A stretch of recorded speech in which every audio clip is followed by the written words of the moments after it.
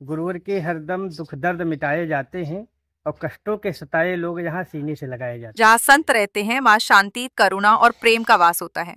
संतों का जीवन एक खुली पुस्तक की तरह होता है जिससे हर कोई ज्ञान प्राप्त कर सकता है।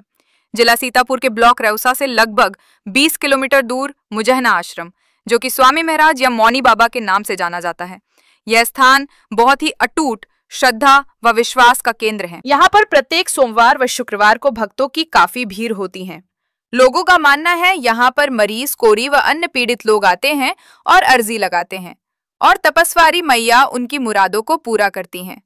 बुजुर्गों व इस आश्रम के उत्तराधिकारी हरिओम जी महाराज ने बताया है कि अनंत श्री स्वामी जी महाराज लगभग 1980 में मुजहना आए थे। नदी के किनारे कुटिया बनाकर रहने लगे थे। स्वामी जी महाराज बहुत ही बड़े त्यागी पुरुष थे। वे 52 वर्षों तक मौन रहे थे। वह भक्तों की समस्याएं सुनते थे और उनका समाधान इशारों में या लिखकर बताते थे और देवाहर बाबा उनके इशारों को ट्रांसलेट करते थे या बताते थे। उन्होंने 20 दिन कपड़ा भी त्याग था कर दिया था तथा टाट बोरे को पहनते थे। लोगों का कहना है कि स्वामी जी महाराज काला चश्मा हर वक्त लगाए रहते थे। उनको बिना चश्मे के किसी ने नहीं देखा था। लोगों का मानना है स्वामी जी चमत्कार करते नहीं थे, लेकिन हो जाता था। स्वामी जी लगभग 12 वर्षों तक अन्न नहीं खाया, फलों व कच्ची हरी सब्जियों को खाकर रहे। बाबा के पास एक मेघनाथ नाम का घोड़ा था, जिस पर बाबा ने कभी भी सवारी नहीं की।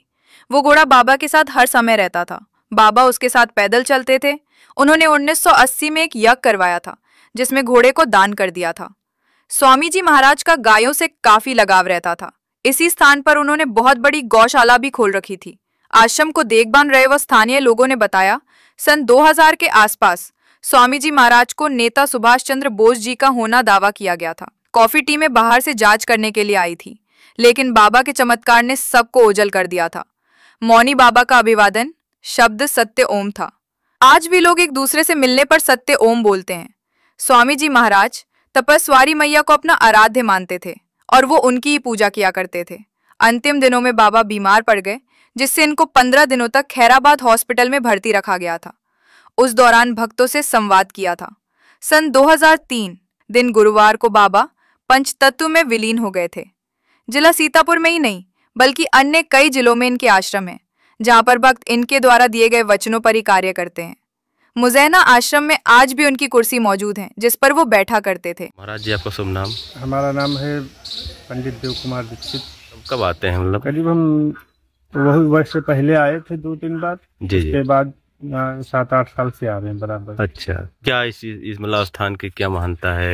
ये स्थान जो है, यहाँ जो भी आता है जी, उसको कुछ न कुछ फायदा जरूर हो जाता है। जी, जैसे रोगी आता है उसको रोग की शांति मिलती है। जी जी। और जो परेशान यहाँ पर लिखा हुआ है कि दरबार में गुरुवर के हरदम दुख दर्द मिटाए जाते हैं और कष्टों के सताए लोग यहाँ सीने से लगाए जाते हैं। जी जी। तो जो भी सब कहीं भ्रमण करके आता है उसको उसका यहाँ कल्याण जरूर होता है। जो भी मतलब कहते थे वो सत्य हो जाता था। हाँ हाँ। क्योंकि संत जो होता है जी, वो जो कहता है वही सत्य होता है। जी जी। तो वो महान संत थे और जो भी कहते थे वही सत्य होता था। हाँ, बाकी चमत्कार वो करते नहीं थे। चमत्कार जानते हैं मतलब ये मुजहना आश्रम के नाम से जानते हैं। राजकुमार मिश्रा। कब से आप यहाँ पूजा कर रहे हैं? अब हमको हो गए 10 साल जरूर हो गए होंगे, क्योंकि जब से बाबा एक्सपायर हुए तब से हमको ही आना। अच्छा, बाबा जी के कुछ क्या मतलब कि क्या महानता थी, कैसे क्या बहुत मतलब? सारी हैं जी, जैसे कुछ इनका वर्णन कहा ही नहीं जा सकता, बहुत सारी हैं।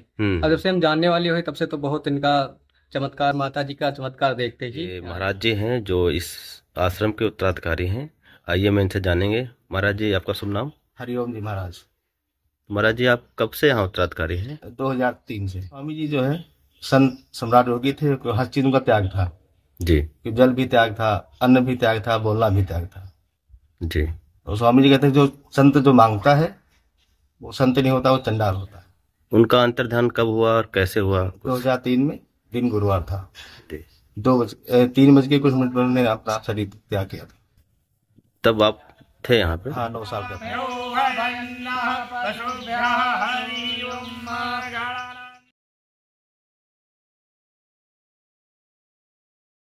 ताज़ा